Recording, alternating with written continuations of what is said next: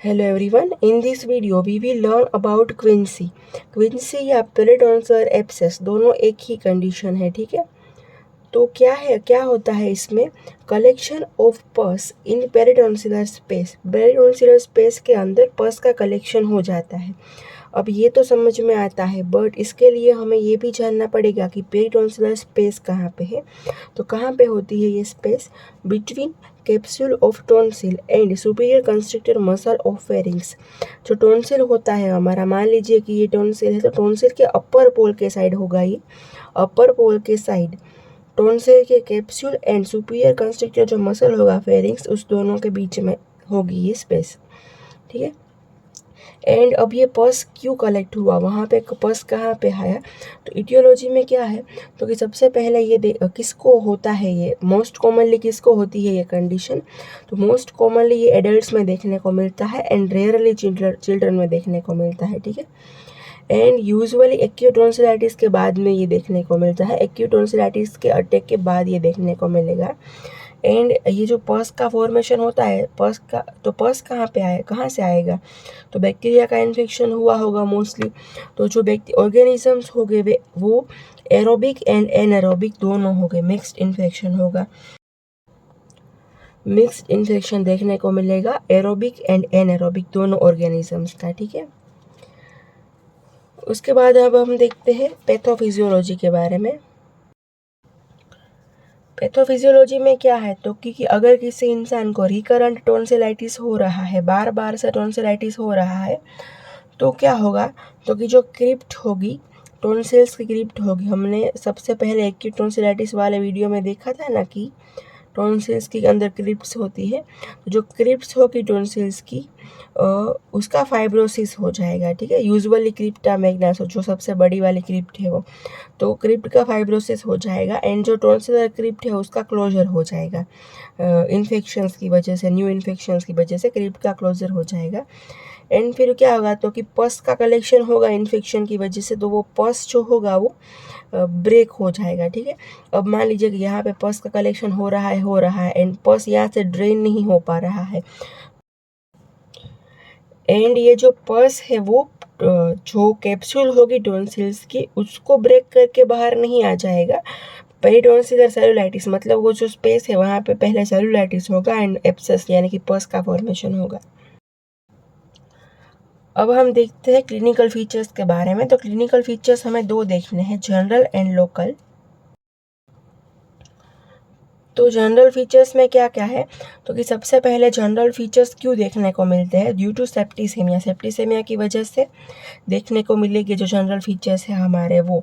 And ये acute infection को resemble करेंगे, बॉडी में कोई इन्फेक्शन हुआ हो ऐसा होगा। क्या क्या होगा जनरल क्लिनिकल फीचर्स में, तो कि fever with chills and rigor, general malaise, body ache, head ache, nausea, constipations, इसमें से कुछ देखने को मिलेंगे। उसके बाद लोकल में क्या होगा, लोकल जनरल मतलब कि पूरी बॉडी में ये देखने को मिलेगा।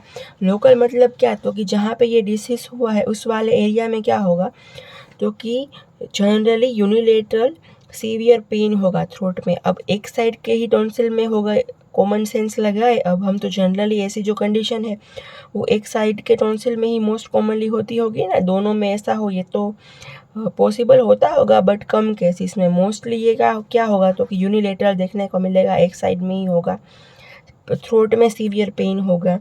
ओडाइनोफेजिया देखने को मिलेगा, मतलब कि क्या, तो कि पेनफुल सोलोइंग।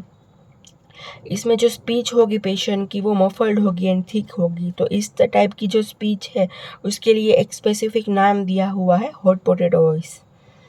फिर उसके बाद क्या है, तो की हेलिडोसिस देखने को मिलेगा। हेलिडोसिस में क्या होगा, तो की पुअर हाइजीनिक कंडीशन होगी, वो ठीक से अपना मुंह साफ नहीं करता होगा एंड ऑल, उसके कारण उसके ब्रीदिंग में से वॉइस खराब सी थोड़ी सी खराब टाइप की स्मेल आएगी, ठीक है। फिर उसके बाद क्या है, तो कि इप्सिलेटरल ईयर, एक साइड के ईयर में पेन होगा। अब ऐसा क्यों होगा, तो कि क्रेनियल नर्व जो 9th है उसका रिफर्ड पेन होगा। जो 9th है क्रेनियल नर्व वो ईयर में भी सप्लाई करती है एंड थ्रोट में भी सप्लाई करती है। तो रिफर्ड पेन में क्या होता है, हमें पता है कि ये ऑर्गन नंबर ए एंड ये ऑर्गन नंबर बी, तो ये जो नर्व है वो यहाँ पे भी सप्लाई कर रही है एंड यहाँ पे भी सप्लाई कर रही है। मान लीजिए कि ये 9th नर्व की बात कर रहे हैं हम, तो दोनों जगह पे ये ए है, organ A and organ B, दोनों जगह पे सप्लाई कर रही है ये नर्व। अगर ऑर्गन बी में कोई डिसीज़ हो रहा है तो ये जो नर्व है ये कॉमन नर्व सप्लाई है दोनों में, तो इसकी वजह से इस नर्व के थ्रू यहाँ पे जो कोई डिसीज़ हुआ है उसकी वजह से पेन वहाँ दूसरी जगह पे भी होगा जहाँ पे ये नर्व कॉमन सप्लाई कर रही है। अगर ऐसा हो कि ये नर्व ऑर्गन सी को भी सप्लाई कर रही हो तो यहाँ पे डिसीज़ की वजह से ऑर्गन ए एंड ऑर्गन सी में भी पेन होगा। इसको बोलते हैं रिफर्ड पेन की। एक जगह पे अगर डिसीज़ है, कोई कंडीशन हो रखी है, तो उसकी असर बाकी के उन ऑर्गन में भी होती है जहाँ पे ये कॉमन नर्व सप्लाई होती है। ठीक है, तो इसमें भी यही होगा। 9th नर्व जो जैकोब्सन्स नर्व है उसकी वजह से कंडीशन डिसीज हुआ है थ्रोट में, बट रिफर्ड पेन देखने को मिलेगा ईयर में। एंड ये इप्सिलेटरल क्यों होता है, तो क्योंकि सेम साइड में देखने को मिलेगा। यहाँ पे जिस साइड पे टॉन्सिल अफेक्ट हुआ होगा उसी साइड की ईयर में पेन देखने को मिलेगा। ठीक है,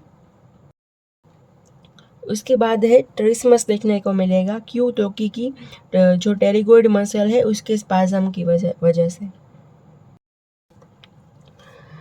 फिर अब हम ये देखते हैं कि अगर हम ओरल कैविटी का एग्जामिनेशन करेंगे तो हमें क्या देखने को मिलेगा।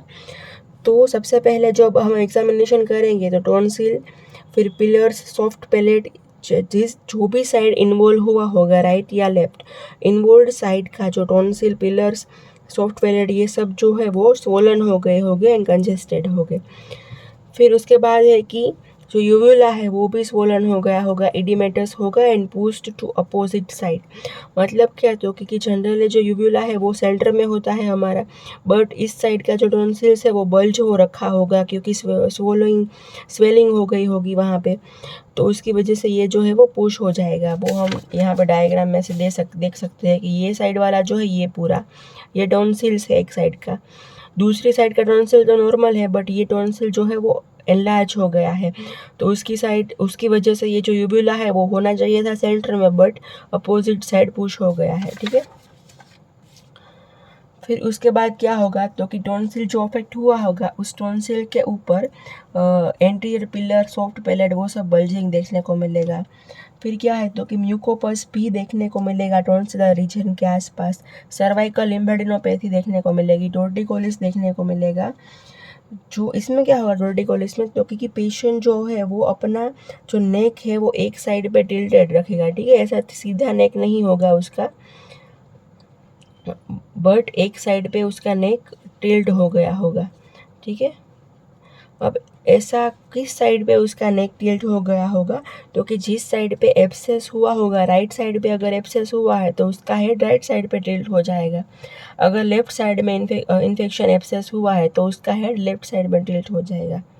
ठीक है, तो ये हो गई एग्जामिनेशन की बात। अब हम ये देखते हैं कि हम इन्वेस्टिगेशन कौन से करवाएंगे। तो हम सीटी या एमआरआई भी करवा सकते हैं। जनरली हम क्लिनिकली डायग्नोस करते हैं, बट अगर हमें कोई इमेजिंग स्टडी करवानी हो तो हम सीटी स्कैन या एमआरआई करवा सकते हैं। ठीक है, उसके बाद हम देखते हैं कि हम ट्रीटमेंट में क्या करेंगे। तो सबसे पहले हमें क्या करना चाहिए, तो कि पेशेंट को हॉस्पिटलाइज करेंगे, हॉस्पिटल में एडमिट करेंगे उस पेशेंट को। उसके बाद अगर डिहाइड्रेशन हो रखा है तो उसको ओवरकम करने के लिए हम क्या करेंगे, तो कि आईवी फ्लूइड्स देंगे उसको। फिर हमने देखा कि एरोबिक एंड एनारोबिक दोनों ऑर्गेनिजम्स की वजह से ये हो सकता है, तो हम एंटीबायोटिक्स देंगे। एंड जो एंटीबायोटिक्स है वो हम एरोबिक एंड एनारोबिक दोनों ऑर्गेनिजम्स के लिए देंगे एंड इंट्राविनसली देंगे ये जो एंटीबायोटिक्स है वो। फिर उसके बाद उसको सीवियर पेन हो रहा होगा थ्रोट में, तो उसके लिए हम एनाल्जेसिक्स भी देंगे एंड जनरली हम पैरासीटामोल देते हैं। इसमें क्या होता है कि हम एनाल्जेसिक्स में एस्पिरिन नहीं देंगे। क्यों, तो कि ब्लीडिंग के चांसेस है, इसके लिए हम एस्पिरिन नहीं देंगे, जनरली पैरासीटामोल ही देंगे। उसके बाद क्या है कि हम गार्गल्स करने को बोलेंगे उसको बीटाडीन की मदद से। ओरल हाइजीन का ध्यान रखना है हमें। ओरल हाइजीन हम माउथ वॉश करने को बोलेंगे उसको H2O2 बीटाडीन की मदद से। एंड ये जो पर्स होगा वो हम इंसिजन एंड ड्रेनेज भी कर सकते हैं उस पर्स का। वो किस तरह से करेंगे, तो कि हमें पस को ड्रेन करना है, इंसिजन लगा के पस को ड्रेन करना है, तो किस साइड पे करेंगे? टॉन्सिल तो इतनी साइज है टॉन्सिल की, तो कहाँ पे करना है ये इंसिजन एंड ड्रेनेज? तो सबसे पहले जो यूब्यूला है, यूब्यूला ये वाला, उसके बेस में से एक हॉरिजॉन्टल लाइन ड्रॉ करनी है। कहाँ पे से? तो कि यूब्यूला के बेस पे से। फिर दूसरी क्या है? दूसरी लाइन एंटीरियर पिलर में से ड्रॉ करेंगे। ये जो दूसरी वाली लाइन है वो एंटीरियर पिलर में से ड्रॉ की हुई है। एंड ये दोनों पॉइंट जो है यूब्यूला के बेस में से ड्रॉ की हुई लाइन एंड ये एंटीरियर पिलर में से जो लाइन है, ये दोनों जहाँ पे मिलेंगे उस पॉइंट पे हम इंसिजन लगाएंगे एंड पस को ड्रेन करेंगे। ठीक है। फिर उसके बाद क्या है कि हम इंटरवल टॉन्सिलेक्टोमी की भी कर सकते हैं।